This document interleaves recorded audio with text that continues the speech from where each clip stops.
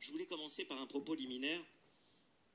Je pensais en venant tout à l'heure ici qu'il y a exactement une semaine, dimanche dernier, j'étais chez mes amis de l'Écuge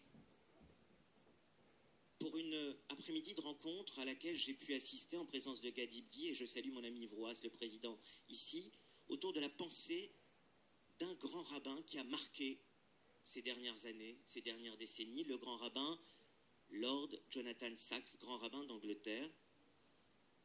Et il y avait un parallèle qui avait été fait dans une étude, dans cet après-midi de réflexion, entre sa pensée et celle du professeur Raphaël Drey. Et je le dis parce qu'il n'y a pas de hasard dans la vie.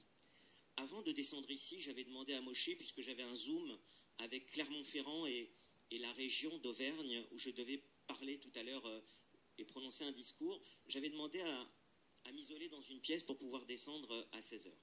Et sur le bureau, puisque Moshe avait bien voulu me prêter son bureau à cette occasion pour le Zoom, j'ai vu poser le livre, un des livres d'enseignement biblique de Raphaël Drey.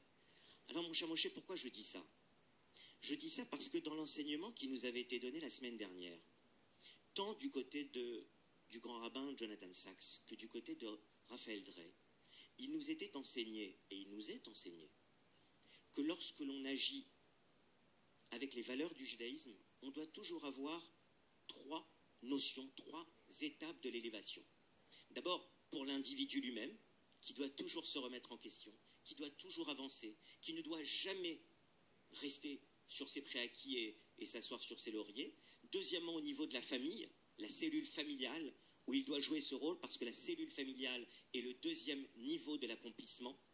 Et enfin, le troisième niveau, c'est la société, c'est la collectivité, et en l'occurrence, vous le comprenez bien, l'hommage que je veux rendre à cette magnifique communauté du Rincy, en présence de mon ami Jean-Paul Barcat, son président, et de toutes celles et ceux qui la font vivre au quotidien.